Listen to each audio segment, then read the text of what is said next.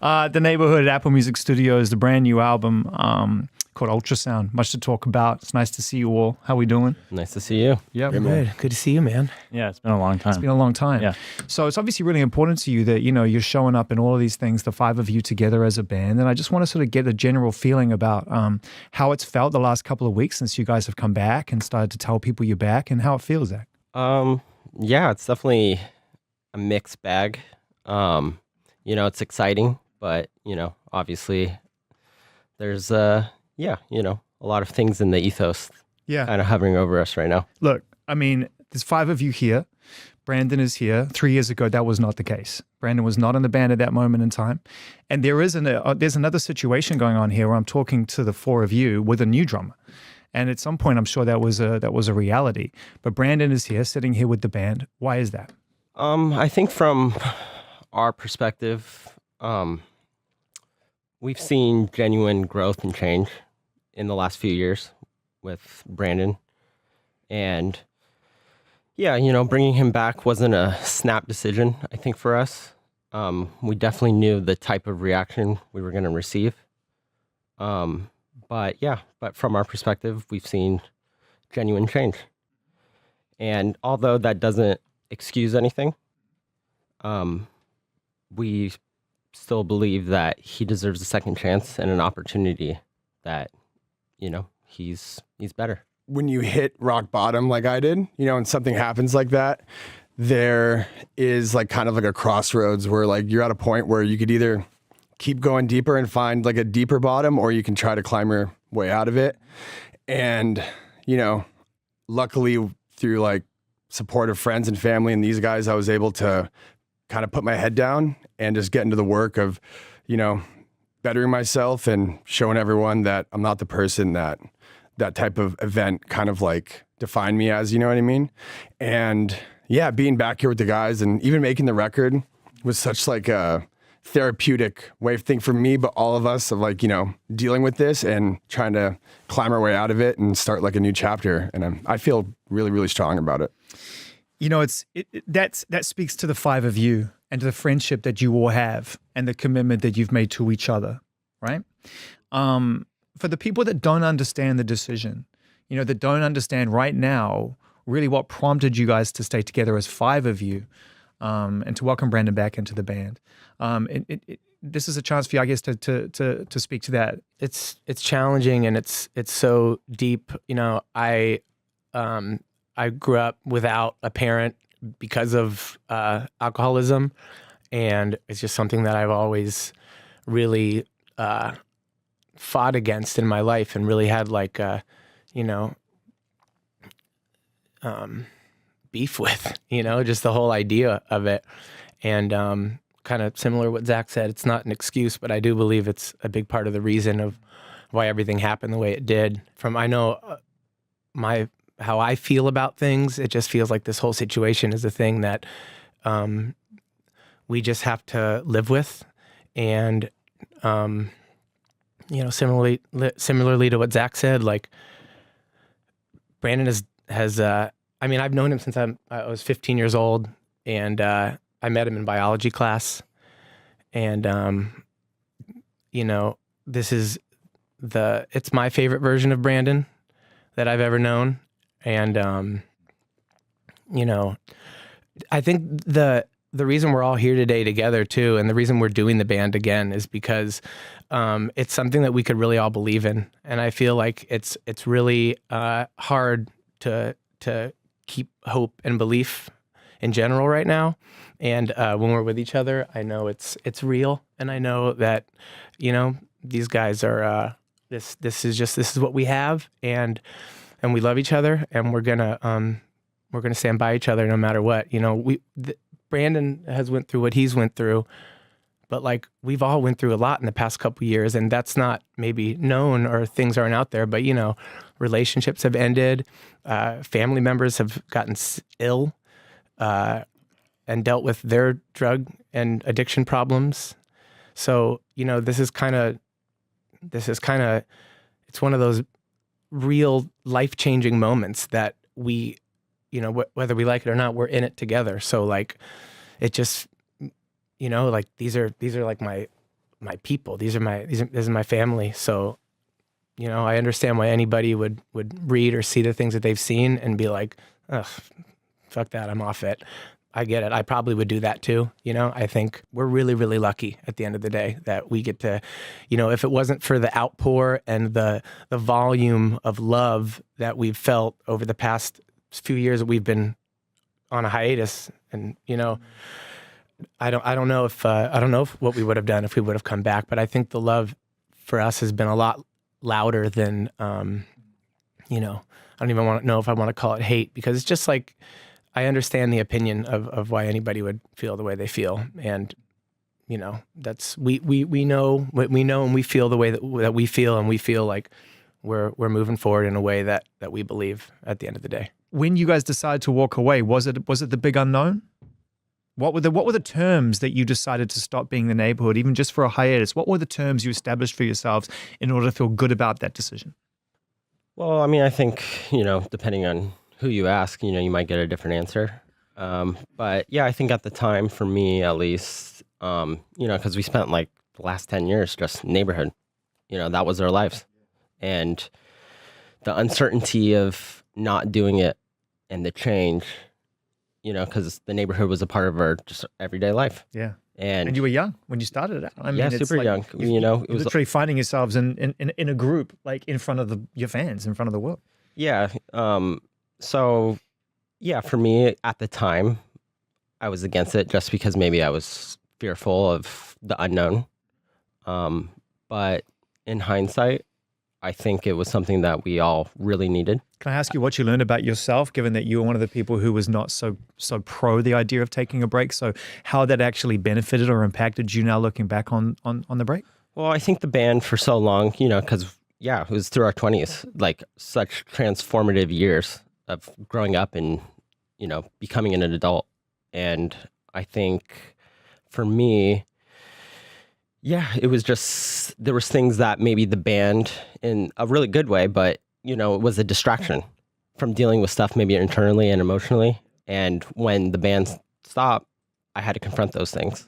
And I think because that I confronted those things, I know myself better now. And, you know, and I don't know if we'd be able to do it this time if I didn't take those steps. That's why it's my favorite Neighbourhood record, is because the playing is different. The writing is different. It's the same band in the sense that I hear the Neighbourhood. What is it like? Undeniably unique to the five of you playing music together. Like Mikey, even on the song we were playing when you guys walked in, A Little on Me, just hearing the way you're playing it, like the way that you're adjusting the very mood of the song, just with your instrument.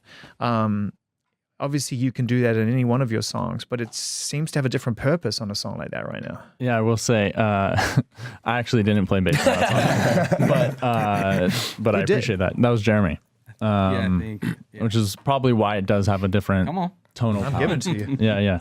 It's a good line. And those are also my ADHD drums on there. Yeah, Jesse's playing drums in that track too. Get the fuck out of here. What are you guys doing? We switch it up Man, sometimes. you guys are making it very tough for me right now. This all lined out. You know what I mean? Like, Jesus Christ, which one are you singing on? Like, what are you doing right now? Well, great drumming. You know, I'm Jesse's a fire drummer. good for a loop. he's a rocker. There's a looseness to it.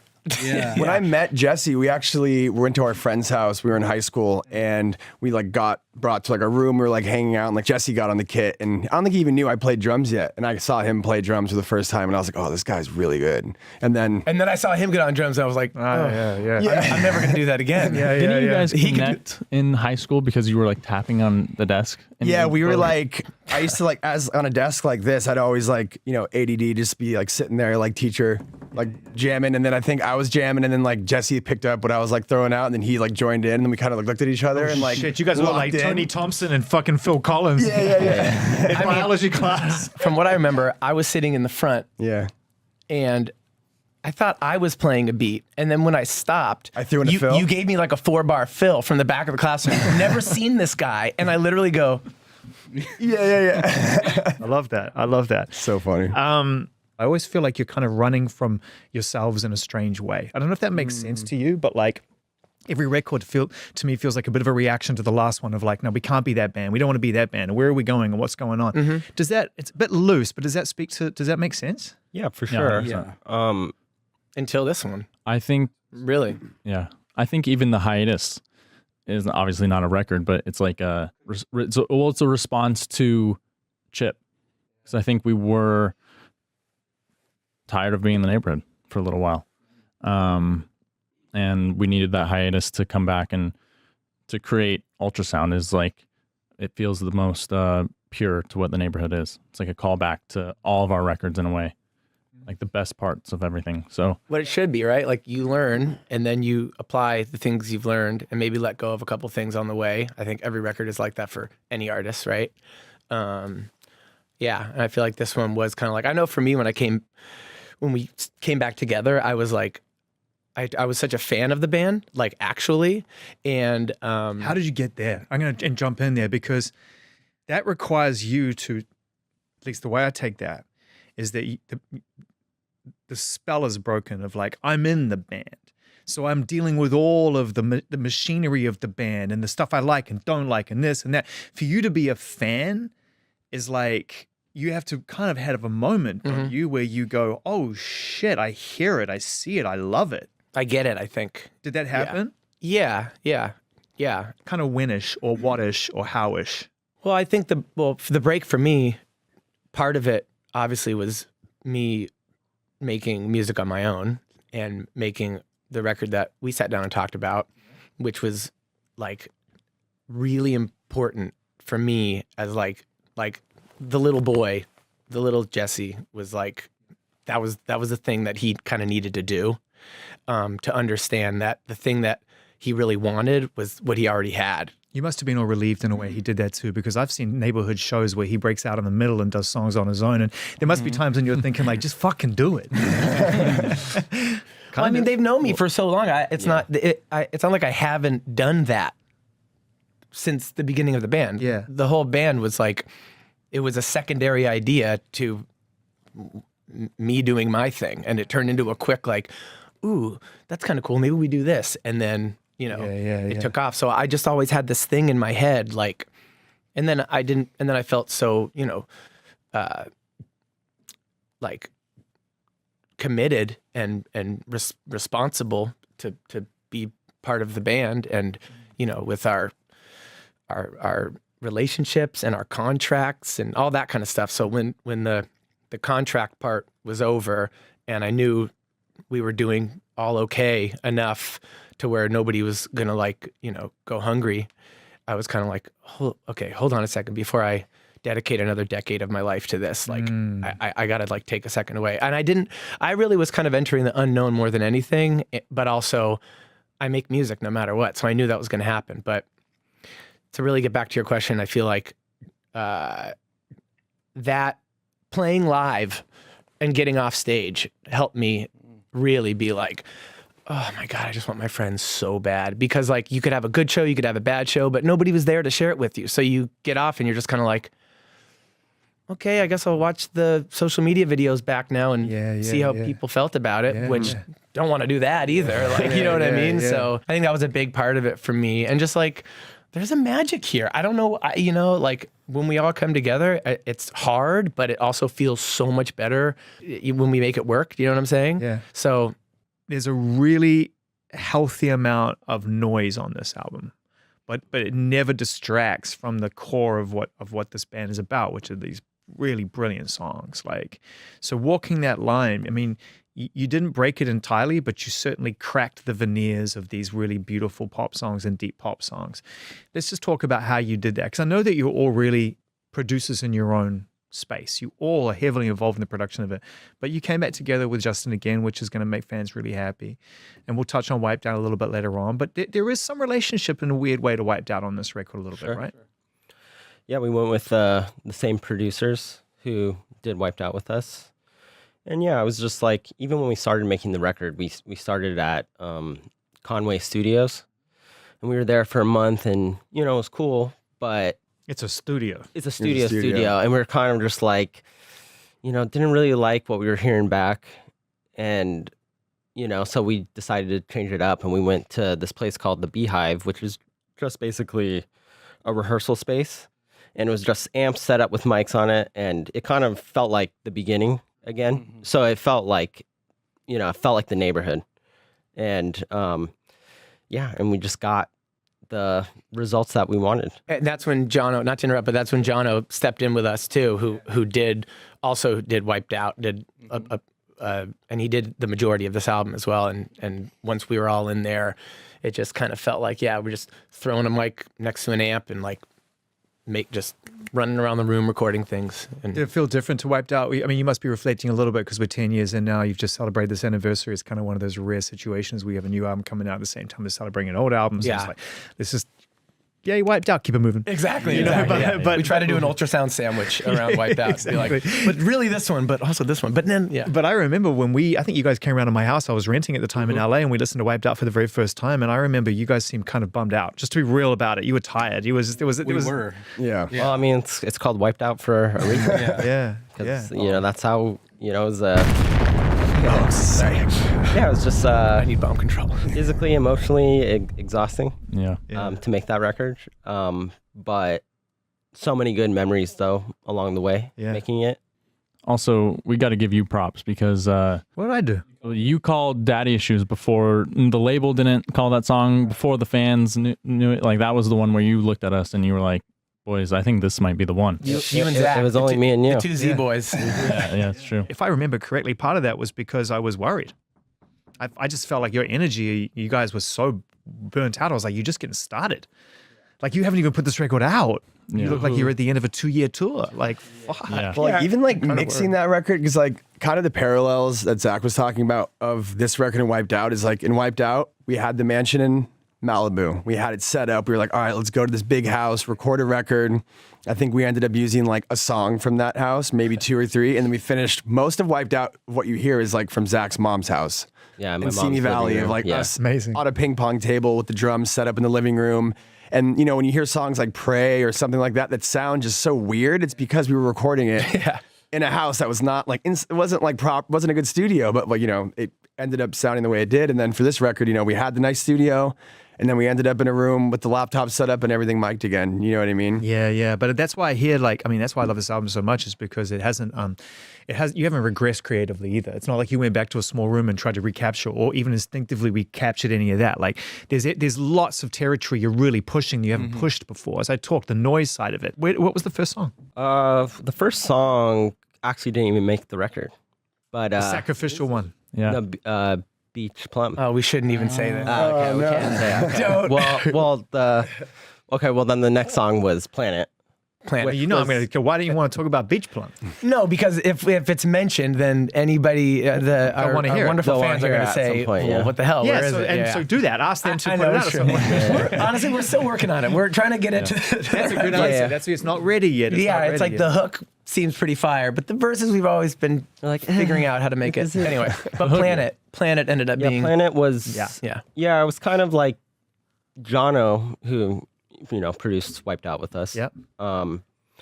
Haven't talked to Jono for years at this point.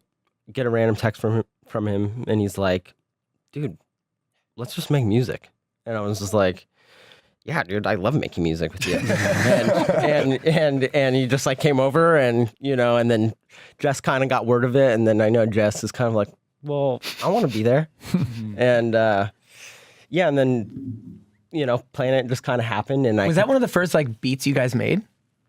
No, Because I came over months after you guys had already been rocking out. Yeah, no, I think we made that together, right?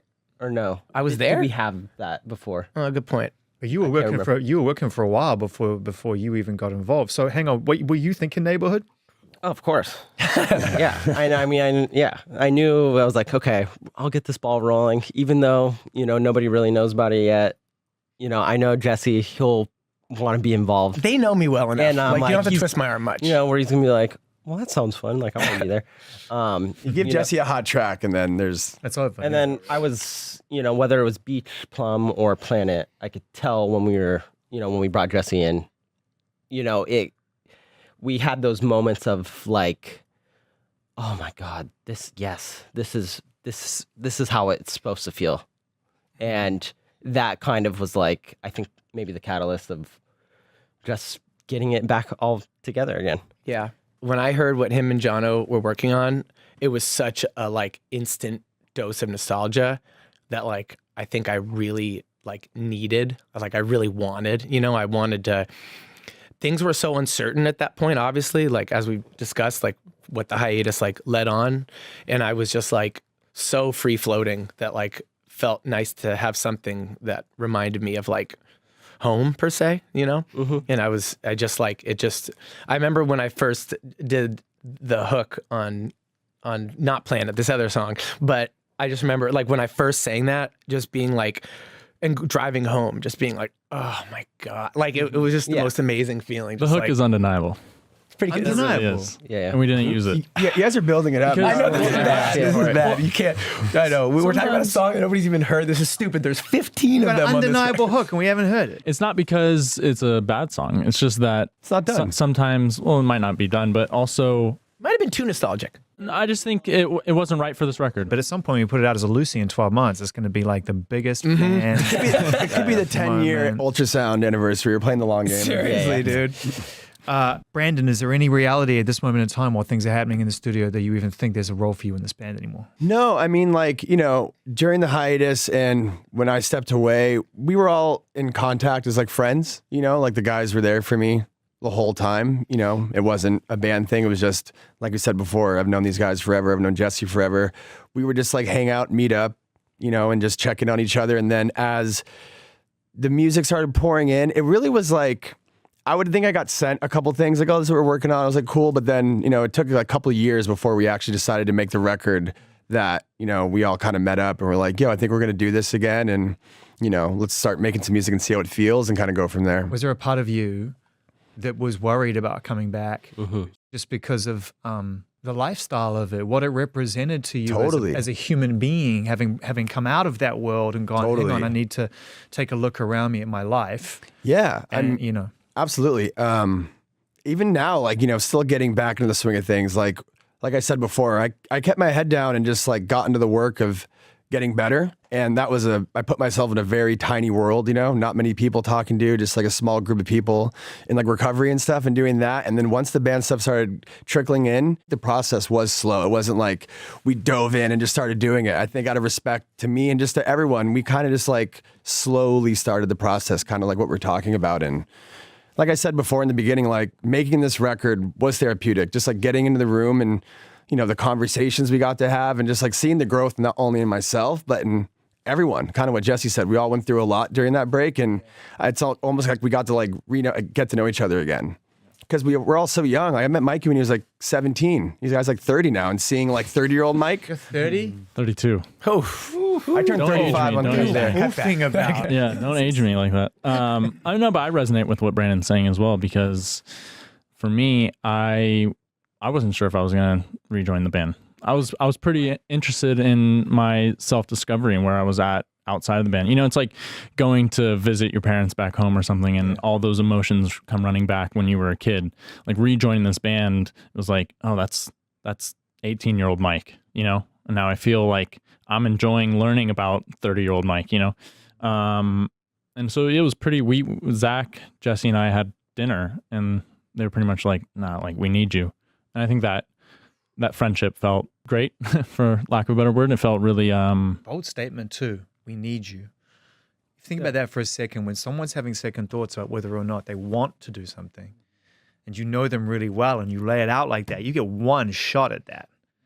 You know, there's other ways to do that. You can position it over a period of time, right?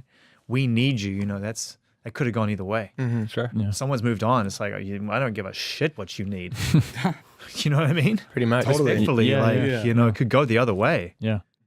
Well, like Jess said, I think during the hiatus, we there was a lot to learn and there was a lot to grow. There's a lot of things I was going through in my personal life that it just, it almost felt like going back to the neighborhood would be going backwards in ways. And I think what's special about this record is we all were able to grow and meet our evolved selves I think that comes across in the music as well. Yeah. Totally. Like I said at the beginning of the conversation, the playing on this is different. Mm-hmm. I recognize it, but I don't recognize I don't recognize you who you are until I hear this record, right? So I'm like, oh yeah, that's the what? Let's talk about the writing. It's called ultraSOUND for a reason. I mean, behind the speaker stack is infinite space. The space that you have created for yourself to write about feels liminal. A lot of times is like flow state, and a lot of like the drumming on Little Old Me, a lot of the playing for me, like I didn't write anything and I just improvised everything. Well, he's kind of king of flow state.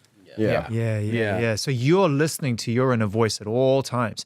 You're literally sitting there listening to it, and it's like if something just goes do do do do do do, you go, okay, that's where I'm gonna go then. And luckily I had Jono who just gave me the longest leash. Like you just press record and leave me alone for 2 hours, and I'd just be on loop. Yeah, he didn't even know like what parts probably made the songs. No. John just kind of was like, okay, this is dope. 15 minutes in, that was dope.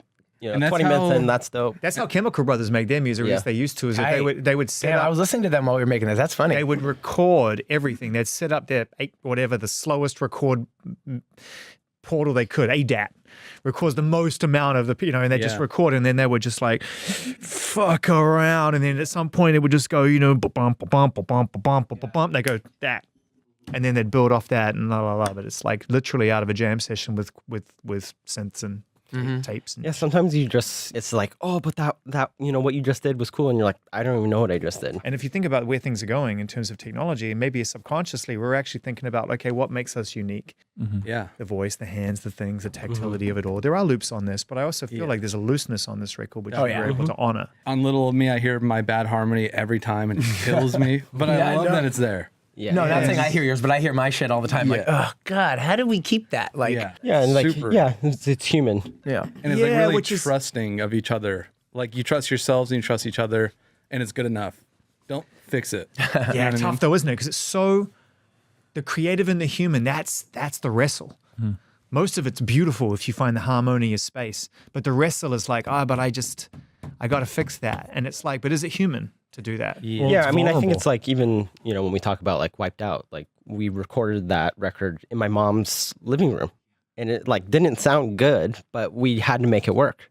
And, I think with this, it's like, just having to make it work. It's so funny because that record defined a big part of the sound that's followed you ever since. For sure. This idea that you could be in a band and make something that feels imperfect. Yeah. Oh, the drum loop on Wiped Out. I'd never used Ableton before. Justin, our producer, taught me how to use Ableton, and I was like messing around with drum loops, and the drum loop on Wiped Out, I didn't know how to like put things to the grid or like quantize. So the loop on Wiped Out is actually completely janky, and that turnaround every time I hear it, I'm like, all I had to do was Command U. Didn't know it. Do you know who changed the game for all of us was RZA? Because he would take his the imperfection of his loops was everything. Yeah. You would hear things skipping half a beat or a grace note be lost there, or even sometimes you'd catch the first little bit of the first beat on the next loop that he didn't cut. And beat. Yeah. Like, what the fuck? Little clips in the right places. Yeah, we're all trying to make Pete Rock perfection, Dilla, and he's for just sure. like, nah, fucking loop put out, fucking make it it sound raw. gross. Yeah, the rawness of it. It's hard to replicate. You can be a cover band and do everything perfectly, but like doing everything with the human aspect of it, the spirit. Yeah. Has a flavor. But you're really good now. You can all play really well now. So, I mean, with the exception of Jeremy, who obviously is like, in flow state. I mean, how do you reject those impulses? How do you reject those impulses to be as good as you are now? Right? At the end of the day, you want to be fucking great, but also you want the record to retain some of that imperfection that makes you band your band. Yeah, I mean, I think the imperfection is what makes us distinct. Yeah. At the end of the day. Totally. Yeah, I wouldn't say, I mean, I appreciate the compliment. I wouldn't say that I feel good, or like better now as a musician. I think it's the being okay with the imperfections and being okay with that and showing the vulnerability that comes with is a different step that I don't think any of us really wanted to take the first time around. Like to Zach's point, we had to finish Wiped Out because we were under contract. Like we did not have to make this record. And you pay for yourself, right? Or self-financed. So, okay, let's talk about the mentality of being captains of your own destiny in that situation and not necessarily deciding to make a creative sidestep because the label and you and the audience, you feel like you're out of step. Okay, hi, I'm Chip Chrome. Great decision in hindsight. At the time, reactionary. Nothing to react to here except the desire to be in the room together. You're on the clock. You're aware of your budget. You know what you've got to spend, right? That's about it, right? The rest of it is make it up as you go along. Well, am I simplifying it too much? I think to me, the main like prompt was really like with how much bigger we've become in the years that we were gone, and how many more songs have emerged. It was kind of just like, I remember sitting with the guys early and being like, yo, it's really pretty simple. Like, here's our top 15 songs. We're going to probably go play venues that probably are going to be about this size and be like this. Let's just fill in the blanks. What would you put between these songs that we know we're going to play? And it's not like we strategically sat there and was like, okay, so between Daddy Issues and Reflections, it wasn't like that methodical, but it was just a broad thing to make it like, you know, that's all we're doing. I've never heard that come out of it. In fact, if anything, I got a sense if I ever made a reference from one album to one previously, you'd immediately all start sort of clawing at yourself. 100%. Yeah, we probably would have back in the day. Yeah. I love it all now. Did the acceptance of your music in the time that you were away, the fact that you're sitting down with, you know, our buddy, and he's like, guys, you're not going to believe this shit. The streams are like 3xing on this, 5xing on that. You guys have got platinum albums now. This is all facts, by the way. I'm only speaking facts. How much did, like, real talk, acknowledging that, how much did that make a difference toward you being okay? Like, yeah. Like, it helped a lot. I mean, it just... Because you were, just to finish my thought, for the longest time, you know, I've said this to you before, and I always felt bad saying it because was said as a friend, I'd always be like, man, it's like you guys don't get enough credit for starting something, and particularly out here on the West Coast, I feel. It's a shitty thing to have to say to a band. You'd rather say, hey man, you're fucking killing it, rather than you don't get the credit. That's shitty. Like, the underrated tag sucks. So it must have been nice to be rated. Yeah, I think it took the pressure off too, you know? Yeah. Like, especially going into this record, Jesse said we didn't have to make the record. And then going into this record, you know, we had the success, we had the hits. We could have just done a reunion tour and played those 15 songs and, you know, called it a day. But I felt like we wanted to make new music just because that's just like who we are. We're creative people. We wanted to put something else out there. And I think while we were making it, you know, we're like, oh, we got the hits. Let's just make a Neighbourhood record. There wasn't like, still don't have a hits in Sweater Weather or something. Let's try to get another one. That's what I'm asking. Like, can you acknowledge now that it was really important that you felt like you'd had hit songs and people actually appreciated your band at scale? Totally. Definitely feels good. Yeah. I think a maturity, like being older, kind of like able to be mature and like look back at it and finally be like, oh, you know, we could pat ourselves in the back. When you're younger, you're like, oh, it's not good enough. Like, whatever. Also, these things that we didn't think were good enough turned out to be great enough for a lot of people. So it makes you look back like softcore, bro. Yeah. Like, don't get me wrong. I love softcore. I got my little auto-tune on there. I'm doing my whole thing. But like, that song was not a song that anybody would have ever been like, I'm put the money on that one. You know what I mean? That's a D side in my head. Yeah, you know what I mean? So it was like, to have that happen was just like, we don't know anything. Like, okay. Surrender. Cool. Like, all right. That song was the last song we wrote for that record. It was like 3 days before we were done in the Because studio. music is physical. We don't see it unless it's in our hand. That's why we hold vinyl so precious, because it's the closest thing to perfect physical manifestation of music.